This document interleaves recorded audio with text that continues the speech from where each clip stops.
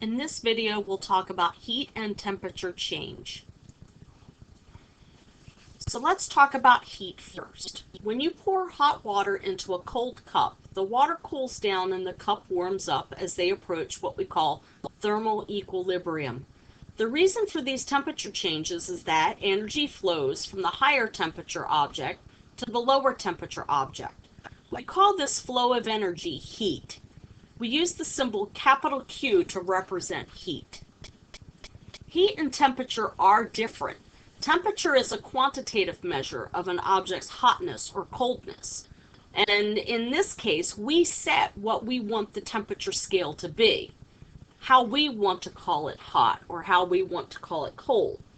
Heat, though, is the energy that moves from one object to another because of a temperature difference. And remember, energy always flows from the high temperature to the low temperature. And that flow of energy, that's what we call heat. So let's talk about the units of heat. Because heat is a form of energy, we're going to be using the unit joule.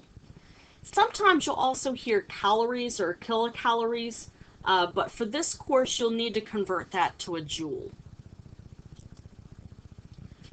Again, for a calorie, it's the amount of heat required to raise the temperature of 1 gram of water by 1 degree Celsius. 1 calorie is equal to 4.186 joules. If we're talking about a food calorie, which is kilocalorie, then we're talking about 4,186 joules. Another unit that you may hear about, especially when you're talking about air conditioning units, is BTUs or British thermal units. This is the quantity of heat required to raise the temperature 1 pound of water 1 degree Fahrenheit.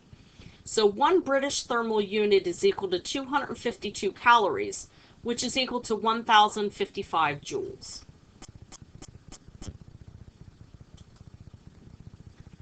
So let's talk about specific heat. Let's consider the cup of water shown below.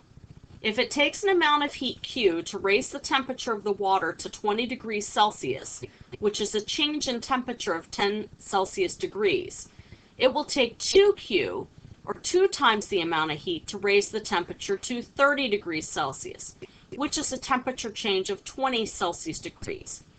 Heat required is directly proportional to the change in temperature. So Q is directly proportional to delta T.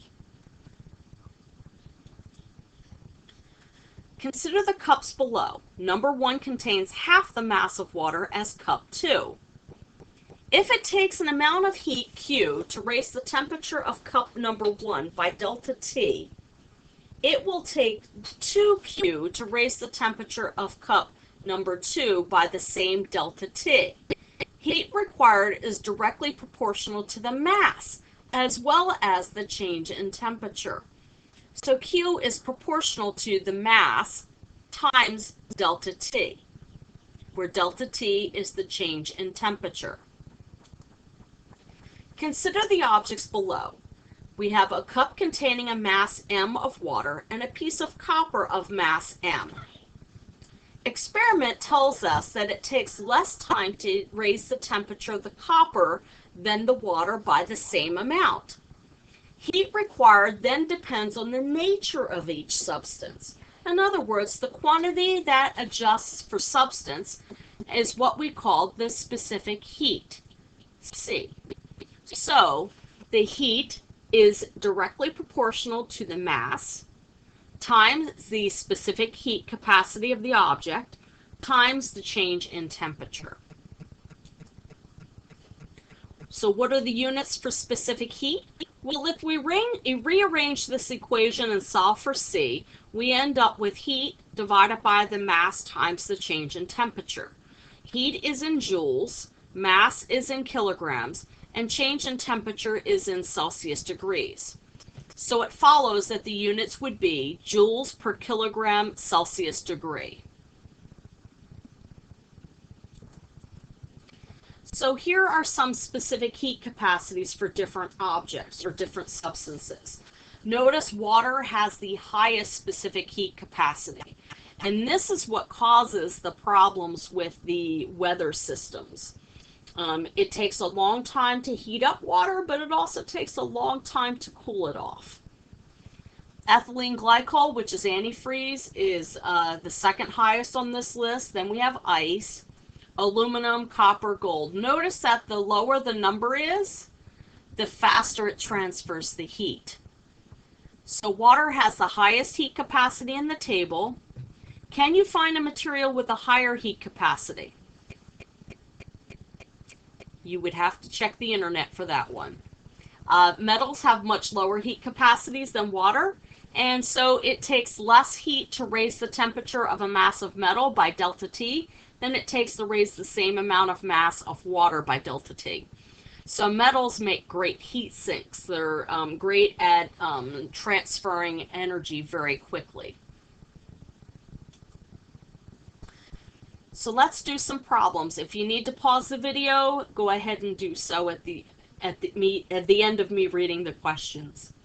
How much heat is required to raise the temperature of 0.5 kilograms of aluminum, which has a specific heat capacity of 837 joules per kilogram Celsius degree, from 15 degrees Celsius to 40 degrees Celsius? Okay, so let's go ahead and look at the solution. Again, pause the video now if you need more time. So Q is equal to MC delta T. Substituting in the numbers, we end up with 10,462 joules. If we were doing this properly, we only have one significant digit here, so the answer really should be 1 times 10 to the 4 joules. It takes 1 minute to raise the temperature of 1 liter of water by 50 degrees Celsius with a hot plate. How much time would it take to raise the temperature of 2 liters of water, 50 degrees Celsius, using the same hot plate? If you need more time, go ahead and pause the video. It'll take 2 minutes. Okay? So the original heat was MC delta T. The new heat is 2MC delta T. The new heat then is going to be 2 times the original heat. It's the same hot plate. It's the same temperature. I'm sorry, the same power. And power, remember, is energy per unit time. So that means it's going to take twice as much time because it's twice as much energy. The ocean temperature doesn't change drastically because of A, water is a good heat conductor. B, water has a high boiling point. C, water has a high specific heat. D, water has a low melting temperature. If you need to, pause now. The correct answer is C. It has a high specific heat. A solid copper ball, a solid silver ball, and a solid aluminum ball, all having the same mass and at room temperature, are placed in a 300 degrees Celsius oven at the same time. Which of the three will increase in temperature fastest? Remember, you're going to need to look up the specific heats in the table provided earlier in the lecture.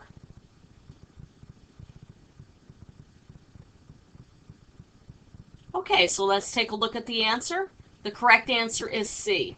The silver ball has the lowest specific heat, so it will take the least amount of energy of the 3 materials to increase its temperature.